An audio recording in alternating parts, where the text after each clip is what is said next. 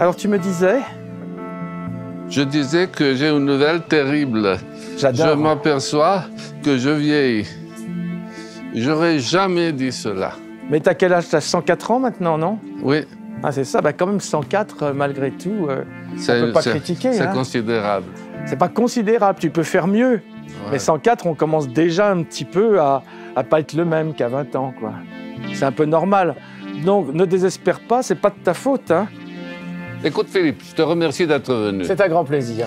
Et tu sais, cette année, ça a été la 100e année d'Alessi, donc le centenaire. Mais tu vois, d'ailleurs on en parlait. Tu vois, tu avais 4 ans quand tu as créé Alessi. Alors on a décidé de célébrer cela en choisissant 12 valeurs qu'on croit typiques d'Alessi. Bien sûr. Et en interprétant chaque valeur avec un projet, un objet et un dessinateur.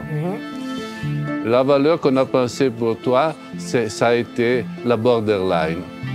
Qu'est-ce que c'est, cette borderline dans notre interprétation?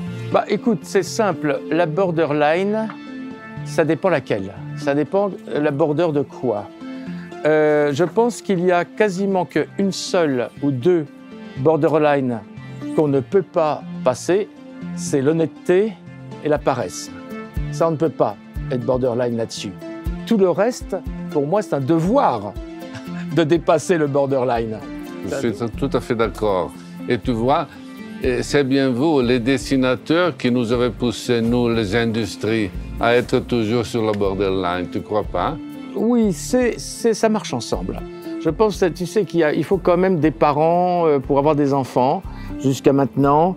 Et je pense que c'est vous, votre potentiel d'ouverture, votre culture, qui nous a permis de vous proposer des idées borderline et de dépasser le possible et essayer en permanence de faire l'impossible. Mais imaginez que vous ayez été des crétins obtus, refusant tout, bah, tout ça n'aurait jamais existé. Donc c'est un couple. Nous sommes un vieux petit couple maintenant. Tu te rappelles quand tu es venu, quand tu m'as envoyé les tout premiers dessins du Juicy Salif du Presse Agrumes? Je me rappelle très bien, c'était un samedi matin, je suis allé au bureau, j'étais seul, j'ai ouvert le paquet et à l'imprévu, j'ai vu ce dessin incroyable. Immédiatement, j'étais touché. Mais tu sais, le drôle, c'est l'histoire complète. Rappelle-toi, moi qui ne prenais jamais de vacances, j'avais décidé d'aller passer quelques jours dans une petite île de l'Italie en hiver, ce qui était une très mauvaise idée d'ailleurs parce que c'était sinistre. Et donc, je passe te voir pour dire bonjour. Et là, on parle, évidemment, on parle de modèle.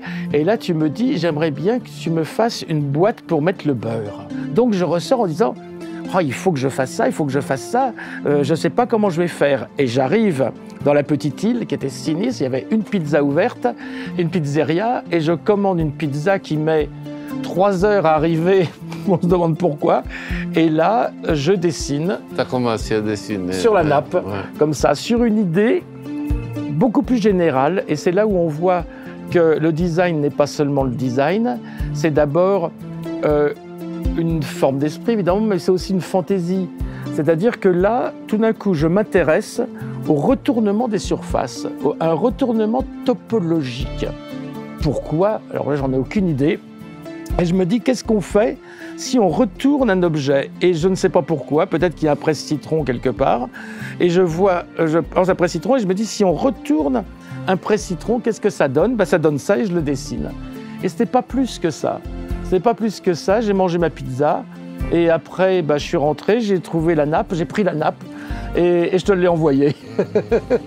Ça a été fantastique, un des projets les meilleurs, les plus intéressants, les plus émouvants que j'ai reçus dans ma vie, vraiment. Oh bah c'est gentil, ouais. C'est gentil.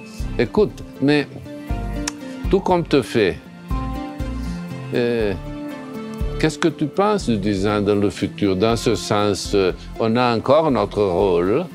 L'idée, si tu parles à, on va dire, 20 ans, bien sûr, on a un rôle de designer, de producteur, qui est essentiellement basé sur l'honnêteté, la rigueur, la politique et l'écologie, et le social. Il faut revenir aux vrais ascètes, comme Enzo Mari l'était. Là, on a un vrai rôle de garde pour ne pas que tout se prostitue. Il faut devenir les gardes de la pureté, en général, de la production, faire des exemples de production honnête et intelligente, vertueuse.